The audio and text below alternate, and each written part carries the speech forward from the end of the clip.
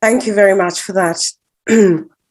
Thank you. It's like you had intuitively heard what the two previous keynotes had spoken about, with regard to multinationals towing the line with regard to the interconnectedness of the world and with the partnerships that we have to build. Thank you for that. I will just now go to the engineer, as you touched on innovation within and outside of Africa, and you touched on governance. And I would like to come back to you on that, because you have been in government, and governance is something that has failed us as an African people through and through the continent. So we'd like to understand the inside workings of governance and government and why it goes all wrong. So, engineer, I'd like to bring you in here, and I would like to ask you, are we grasping at straws, or is there hope in terms of innovation, in terms of technology, and just your reaction to the three speakers we've had in this session? All right, thank you so very much, Faith. And also to thank Lead Africa for the opportunity to share my thoughts this morning. I'm going to start basically like this. The ambassador mentioned about transformational or transformative partnerships. What we've had so far regards to the North and South partnership actually has been transactional. It's been very transactional, not transformative, because the South basically loses out of that partnership. The North wins. So it's actually more of a win-lose situation rather than a win-win. Transformational leadership brings about a win-win situation. Basically, that's what it basically brings. It's a win-win partnership. So we need to be mindful of that as we enter into the future with regards to how we engage, with the North, basically, because oftentimes it's more exploitative partnership rather than, collaborative partnership. So it's something that Africa needs to understand. But again, just taking from the last speaker, the key issue for me when it comes to Africa is Africa within themselves actually in partnership. The answer is no. And that's, for me, that's a major issue. Take, for example, the Agenda 2030 of the AU, the African Free Continental Trade Area. Out of the 54 African countries, only 24 have signed that agreement, only 24. So, and that's supposed to build partnership in Africa. That's not even happening right now. So how do we expect to get better partnership with the North when within ourselves, we're not even able to partner effectively? That's the major issue. Look at the single African transport market as well. How many African countries have signed that treaty to actually allow, free single African sky and all that? That's a challenge. So the issue of governance and leadership in Africa, for me, is the crux of the matter when it comes to partnerships. Because at the end of the day, who defines the terms of that partnership? Who defines how the engagement happens? As Africa, we're not actually forced to toe the line of the North, but the leadership of Africa actually kind of sell us out, quote unquote, sell us out basically. So it's important, first and foremost, we need to deal with governance and leadership in Africa. That's very critical, very, very critical. For us to get the benefits we're supposed to have with the new Africa we're talking about, like the ambassador said, there has to be a change of the leadership mindsets in Africa. That's very critical. There has to be a change, because today, the leadership actually is not about, the first speaker, the VP of the ADB, talked about the fact that the countries are increasing in wealth, but the populace are not getting benefit out of it. It has to do with policies, bad governance, it has to do with frameworks and all of that. So where will a country be getting rich and the populace are getting poorer? So why is that wealth not transferred to the populace? That's a major issue, basically. So now we're still very much raw material, dependent, basically. So we're not refining or processing our raw materials, which we need to begin to do. And the North cannot compel us to do that. We need to take action and begin to develop the African industries and begin to add value to those raw materials and export them. We are so much import dependent in Africa. So whatever partnership we're going to get into has to be based on equal terms. But again, it speaks to the leadership of various countries in Africa. Now, let us start from partnership in Africa, because for me, that's key. We can't be talking about external when the internal is not sorted. The internal is key for us to be able to have the ability and capability to negotiate with strength with partners out of Africa and all that. So within the African space, partnership is not really happening. Within communities in Africa, it's not happening. Businesses, even in Africa, how many businesses actually come together to partner? How many of them come together to partner and collaborate? It's more of cultural competition. This one want to kill the other and all of that. So it's significant and important that Africans and Africa needs to look within Africa and first of all begin to partner and collaborate, because that will change the narrative for us. It's going to change the narrative for us as Africa, totally and completely. So when that happens, we have a platform or a basis to layer external partnerships that will give us value rather than what's happening today, globally when it comes to the partnership between the North and the South. Now, that's on one side.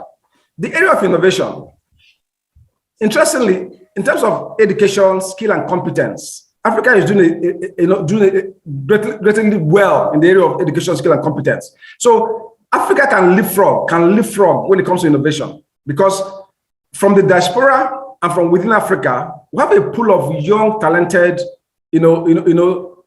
population who, if the right policies are in place, can create amazing inventions and all of that. But that's not happening because there's a lot of restrictions, a lot of challenges. Of course, ease of doing business in Africa is a major issue. It's a major issue across Africa, most countries in Africa, ease of doing business. So we cannot really be talking about innovation and all that happening when the platform for that to happen is not really there, for that to happen. So it's important, first and foremost, we as Africa need to ensure that we have the right leadership. Governance is a major issue in Africa. Secondly, we need to ensure that the right policies are put in place to enable Africa thrive, to enable Africa actually make use of its raw materials, refine them, and get better value, create jobs within Africa. Because that needs to happen. We can't be creating jobs for the North, while within Africa, there are no jobs, there's poverty because people do not have disposable income to meet their daily basic needs. So that is foundation. Everything rises and falls on leadership, everything. So if our leadership in Africa is right, things will change. Partnerships will be better and engagements will be better as well. So that's what we need to basically start from, the issue of leadership and governance. Then, of course, innovation will happen. It becomes a byproduct of good leadership and good governance, because the environment will be there for you to thrive. So even though today we have pockets of innovation in Africa, I mean, you mentioned Kenya with M-Pesa and all of that. However, that can scale across Africa because Africa has the potential to be able to actually create things naturally. I mean, historically, Africa has actually been creating, historically, Africa has been creating things. So we can transit from where we are today into the new Africa the ambassador was talking about by taking the right steps, creating the right policies and frameworks, and ensuring that the youths, particularly, which is the future of Africa, are partnered with to ensure that their energy, their skill, and the talent is properly channeled into creating an Africa that we all want to be. Can I go on? Or I just stop here? Okay, I think we go to we incorporate a few of your points in the discussion and bring in a few people because you've touched on a few things mentioned earlier. So we'll come back to you as we continue the discussion. And you've mentioned innovation and creativity. I just want to mention that you can tweet your comments and reactions to at info_lead Africa. We're operating on Twitter and elsewhere under the hashtag GPAD 2021. and hashtag My Lead Africa. So Martha mentioned the issue of multinationals and governance and trade and not aid. And then Masegoa mentioned transformative partnerships.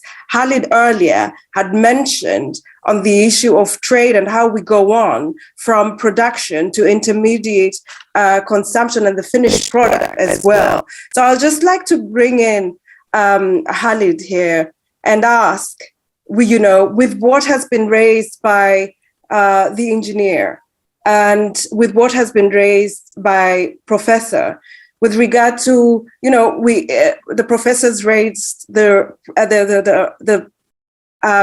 perspective from the North, and what he sees with regard to prejudices, and this extend all over when it comes to trade, when it comes to building partnerships. The Africa we are, the Africa we want. And Khalid, I'd just like to bring you in here. Multinationals, trade between and among African countries that has been mentioned as failing. And you've said, let's go beyond that to include multinationals. And Martha has mentioned that, the governance when it comes to that has not been proper. Could you just offer us some insights into this? Khalid Sharif, are you there?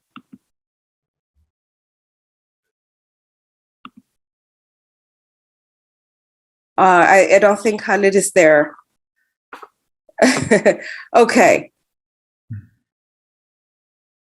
Perfect. I think he had told he had another meeting he has had to leave for. So I'll just bring in Masegoa at this point to just ask about what the engineer has raised, what Martha has raised, and you've been on the ground in Africa. You've been around the globe. This transformative partnerships of the Africa that we want. How can we get there when we see hitches along the way? We see hitches in terms of governance, hitches in terms of policy. What can we do differently at this juncture to really catapult us to where we want to be? Thank you so much, Faith. And thank you to the contributors as well. I think as you rightly stated at the beginning, all of these are tying together to the very central theme that we are talking about today. If I can just reflect a little bit on perspectives from the North, for better expression, I totally get it.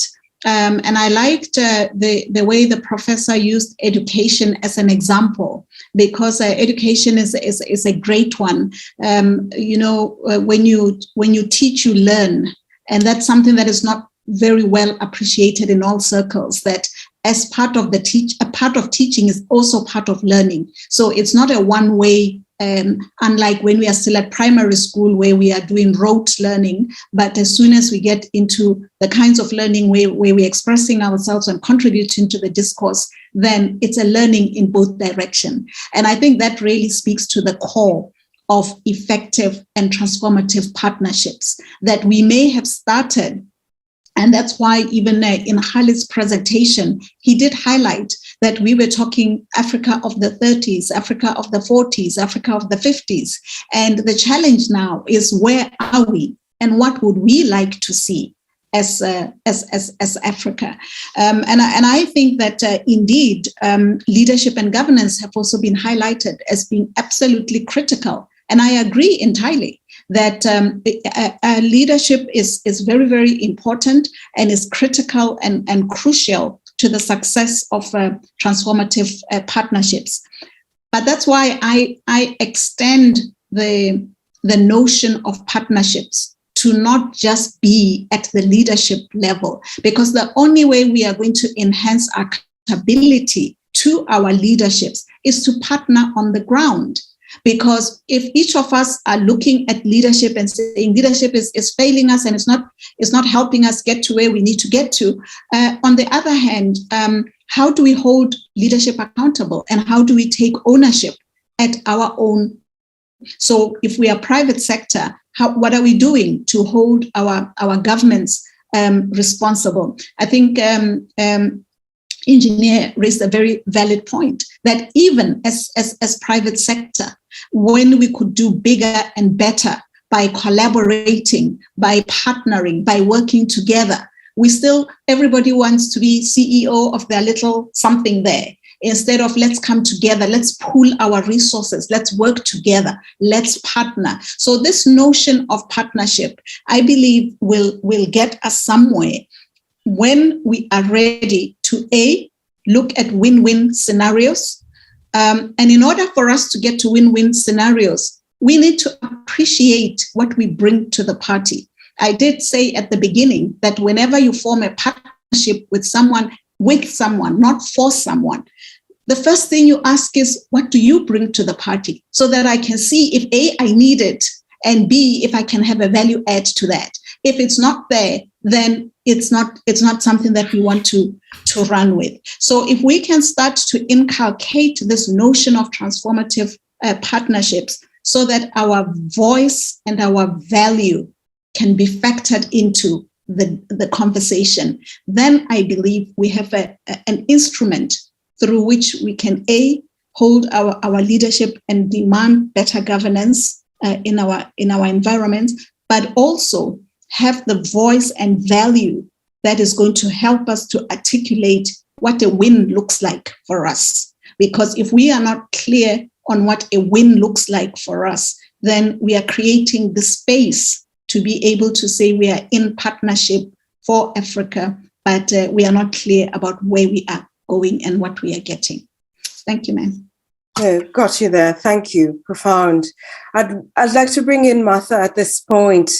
Governance is something that has been talked about, and in the Africa that we were, say in the late 50s and the early 60s, where most of the African countries were gaining their independence. And you've been in governance and leadership for quite a while. I want to ask, we're talking about governance and leadership, and inside, what really goes wrong?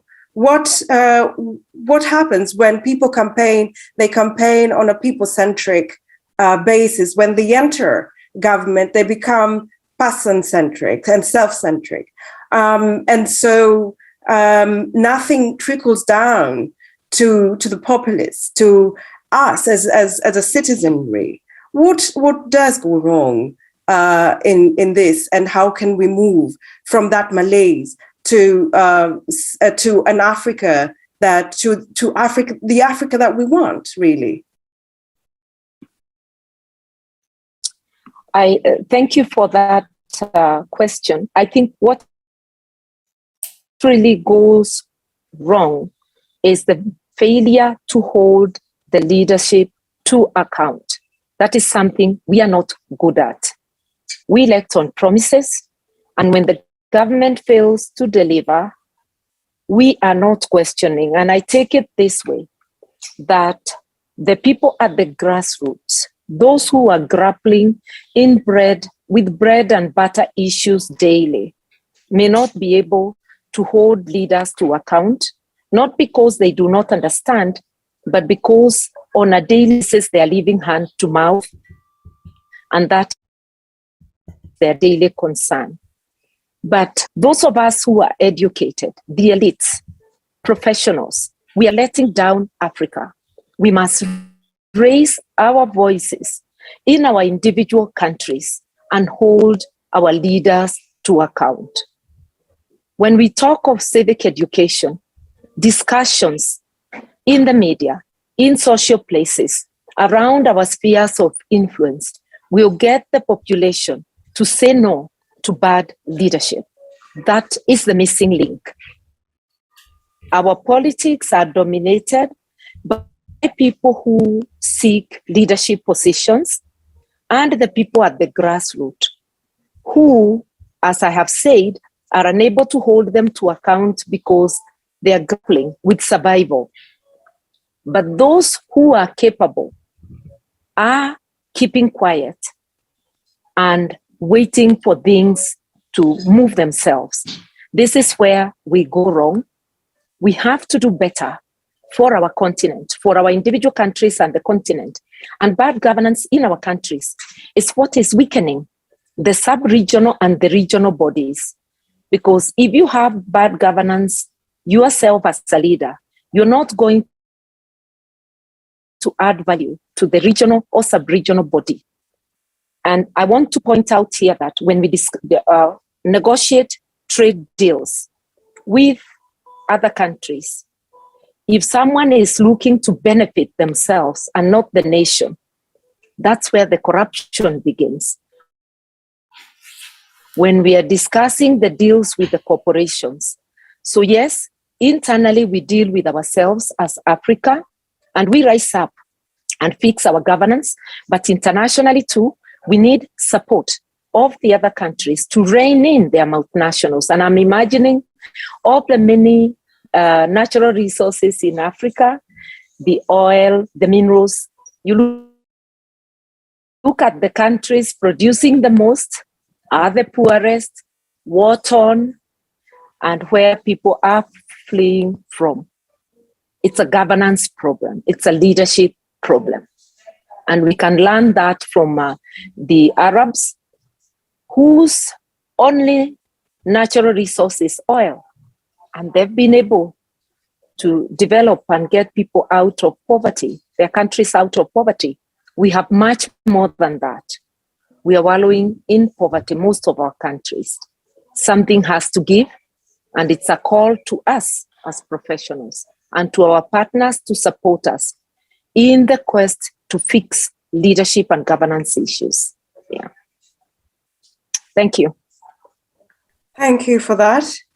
I'd like to bring in my co-moderator, Tafa. Tafa, if you're ready to just take one or two questions from the participants that we've compiled, just to also hear their sentiments at this point.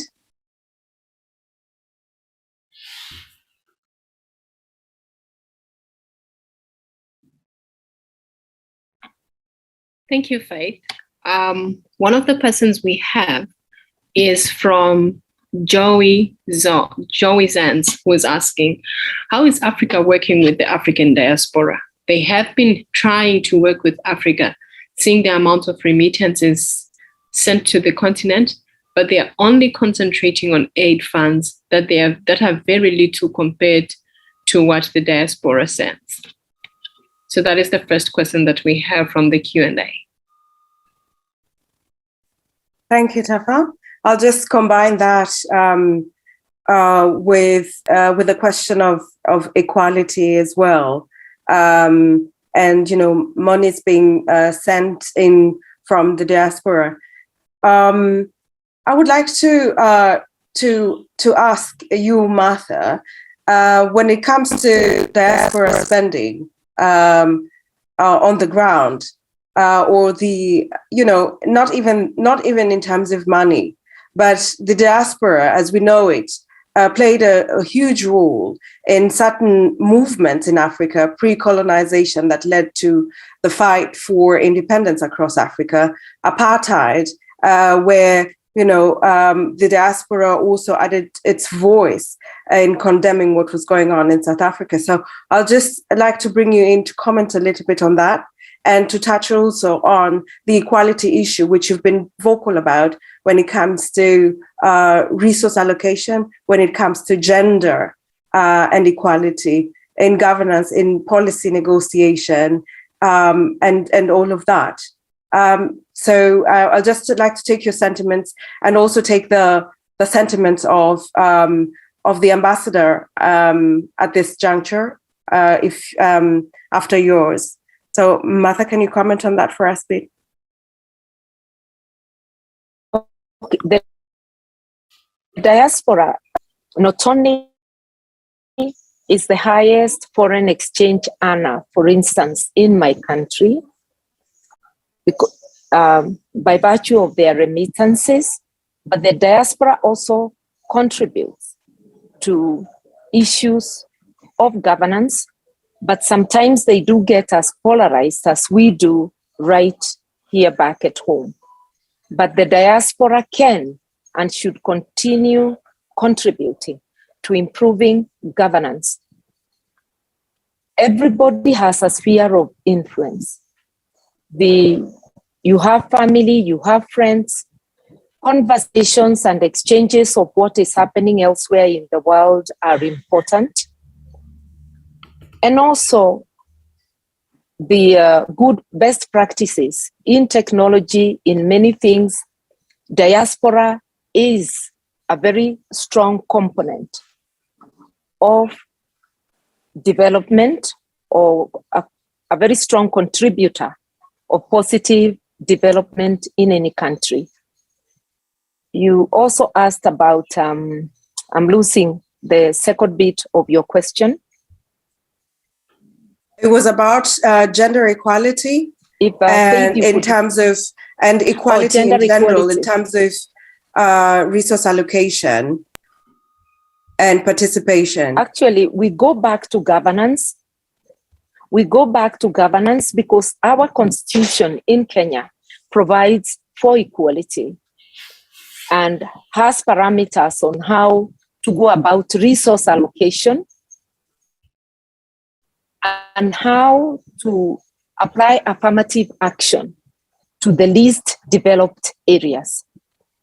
If we were faithful to our policies and our laws, then we would be able to equalize the country as much as possible. We would be able to honor the clause on how to go about fixing the question of gender equality. But we have everything on paper is good. Policies are good, not implemented. The constitution is wonderful, not implemented. It's a question of political will, which is again about leadership and governance. And we, the citizens, especially the elite, are we raising our voices to fix these issues? We are failing ourselves. We have a legal framework. We just need to raise our voices and fix these issues. And since we all have cyclic elections, we need to ensure that we fix the governance issue in the elections that are coming. And Kenya is moving towards the next general elections, and there are conversations which hopefully will help us fix governance. Thank you for that. Masigo, I was looking for your commentary on this. Thank you. Thank you so much, Faith. Yes, I did touch a little bit on the diaspora earlier on, but I think that a couple of things need to happen. First of all, we, as speaking on behalf of governments, and even the diaspora, we have to recognize that the profile of the diaspora is changing drastically over the periods that we had before now and where we are. We now have a diaspora, a lot of whom are working and making significant contributions every day on social media platforms. We see profiles of young Africans, not always young Africans, but Africans all over the world who are really being part of dynamic teams and contributing very significantly. So that says to me that there needs to be a much more heightened level of engagement between the host country and the diaspora. And I think one of the ways that can happen is to start to look at opportunities for the diaspora, because a lot of people that I speak to in my capacity here in Germany who are in the diaspora talk about, we want to do something back home. We don't always know which door to knock on. We don't always know who to tap on. So it's not just we want to send remittances at the end of the day, but we would also like to be a part of the development. It is our country too. And therefore, I think both parties need to relook at that and say, what is it that we can contribute back to the development? Sometimes it's just ideas. Sometimes it's not physically, it's not always financial. Sometimes it's giving of yourself and being part of initiatives and solutions that you may have seen or been exposed to, but also that you may contribute to in your own personal capacity. So I think that level of engagement is really a stepping stone towards managing. And I've seen not just in Africa, but in other communities where they even have like a whole ministry that deals with non-residents, citizens. They say, you are our citizen, but you're not resident here. And therefore, we will provide services and we will respond to you as a citizen. How do I get land? How can I facilitate for my family and my people back home? Because I may have the financial resources, but I'm not there to physically walk them through the process. Who can help me and how does that work? So I think that's a very concrete thing that maybe is feasible and is doable. I think also on the gender equality, we need to understand. We need to also acknowledge. I think as Martha have said. Hi, Martha. I used to work with Martha ages ago when I was still in the Commonwealth, and she was our Minister of Justice, I think, is when we first met. So it's good to see you on the platform again. But as Martha has said, the policies are there. Everything looks good on paper. The implementation is weak. And I think even us as women, we have to push through. You know, I give the example of I ran for the position of the Secretary General of the Commonwealth. And it was very easy to sit back and say, oh, I will wait. Maybe one day it'll be my turn and somebody will knock on the shoulder, will pat me on the shoulder and say, come along, it's your turn. But on the other hand, as African women, we also need to stand up and say, we are here, we have what it takes to deliver. And I think having the confidence that our voice matters and that our value matters is very, very important. Someone asked a question directly earlier on about how do we raise self-confidence? And I think it's that acknowledgement, that pushing through to say we are here, we have a voice, it matters, we have a value, it can contribute to our society. And that's taking ownership of who we are and the environment that we want to create. Thank you. Absolutely. Thank you for that. Profound. I'd just like to bring in the professor now, gathering all the sentiments and reactions from our speakers. Back to the professor before I come to Ugochukwu. Bearing all that in mind that has been said, from where you stand, how do you then see the contribution of education, the contribution of the North, the contribution of what brings us together, therefore, seeing as your sentiments earlier and now, and what has been said to combine those. Yeah, well, I think that there have been some very crucial points mentioned here. And one point is absolutely that probably the African countries standing most of the time alone and not in a strong partnership, they have a weak position. It's a little bit like the European countries if you compare them with the US. We always have a weak position. So only if you are able to cooperate, if you have a strong voice, you will be respected more. It's like in a partner, in a private personal partnership. You need to be equal and be in order to be recognized. Well, the question is, of course, how can we manage that? Well, I think it's difficult if you have just a small elite in the countries. And now we're coming back to education. The key point is probably to get more people receiving a good education. And then, of course, not everyone will go back to Africa and develop something, but at least it starts with that. And the more people you have who might at first get the education abroad, they bring it back home. For me, education is really the fundamental issue. And if I compare it with China, that's also my impression from China. One of the first steps in China to be successful was to send the students abroad to learn from other countries. And then, of course, more and more people actually came back. When I studied in the US, it was really all those Chinese students, they only had in mind to leave China and stay in the US. I'm 100% sure this is not the case anymore. They don't want to stay there anymore because they say, well, I have more opportunities at home. And this is where we need to get to. Maybe it's still difficult at the moment to get an education back home. And of course, education which is just done at home is anyhow not what we would really wish from our students. We would always, we also send our students abroad to learn from others, and that's so it's a fundamental thing to send students abroad, learn from others, and then bring it back.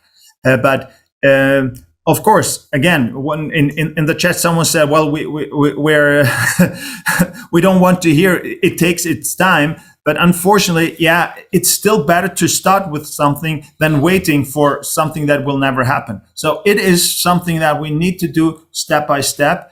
It takes its time, but I think that's the most important investment that the African countries can now do, is to really invest in education and give their students the chance to go abroad, learn from abroad, and of course, having a certain perspective. Yeah?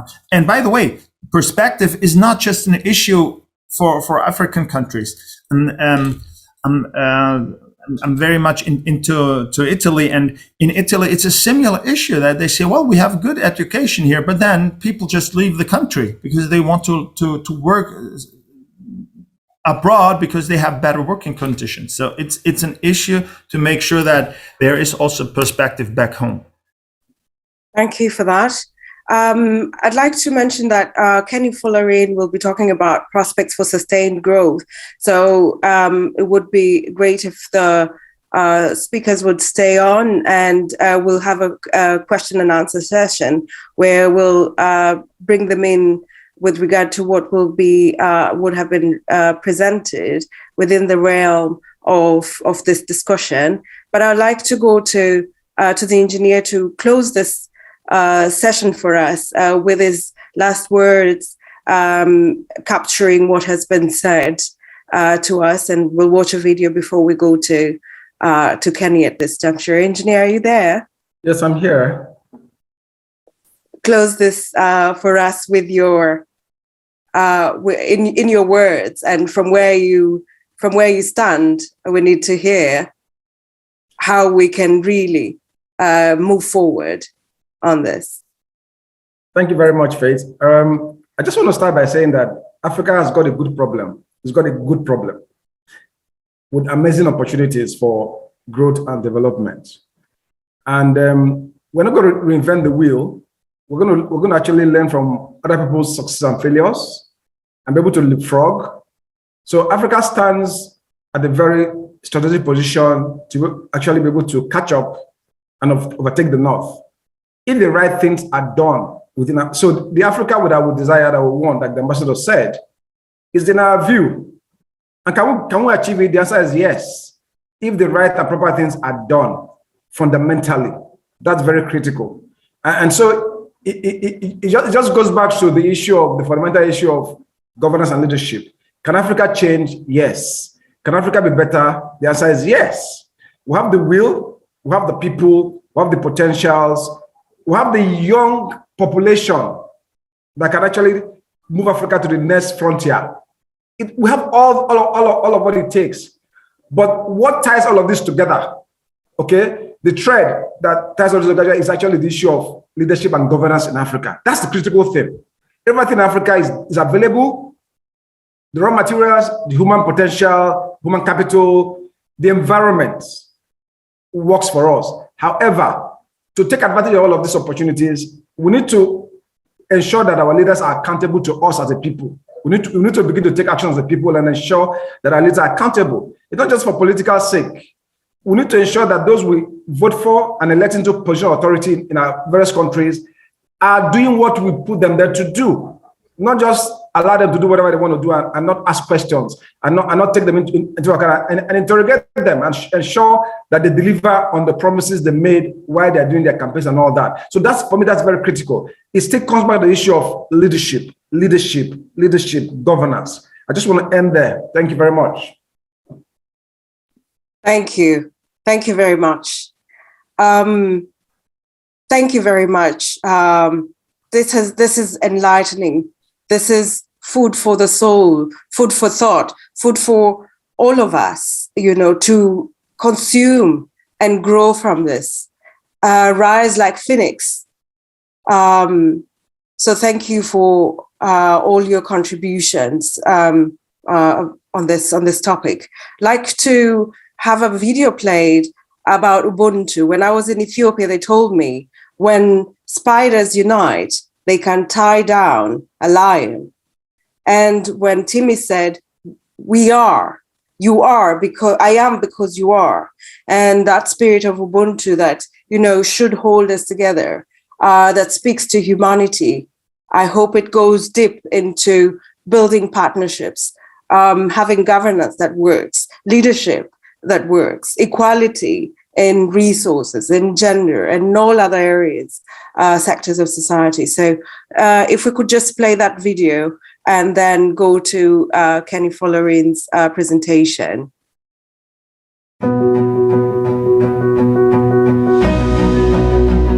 James Clear, author of the #1 New York Times bestseller, Atomic Habits, told a story that there was an anthropologist who had been studying the habits and culture of a remote African tribe. He had been working on the village for quite some time, and the day before he was to return home, he put together a gift basket filled with delicious fruits from around the region and wrapped it in a ribbon.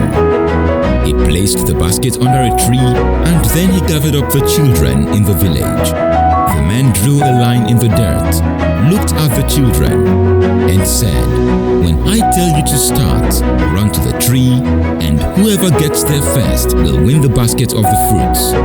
When he told them to run, they all took each other's hands and ran together to the tree.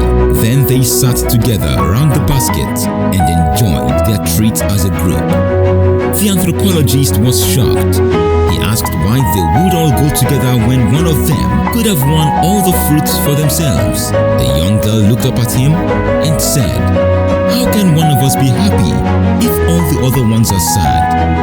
Years later, the well-known South African civil rights leader, Desmond Tutu, would describe the little girl's thought process by using the word Ubuntu, a true African philosophy, which means I am because we are. Here's how Tutu explained the concept. We believe that a person is a person through other persons.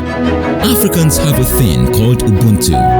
We believe that a person is a person through other persons, that my humanity is caught up, bound up inextricably with yours. When I dehumanize you, I dehumanize myself. The solitary human being is a contradiction in terms. Therefore, you seek to work for the common good because your humanity comes into its own in community, in belonging. This philosophy typifies the very nature and purpose of GPAD. Thank you for being a part of it.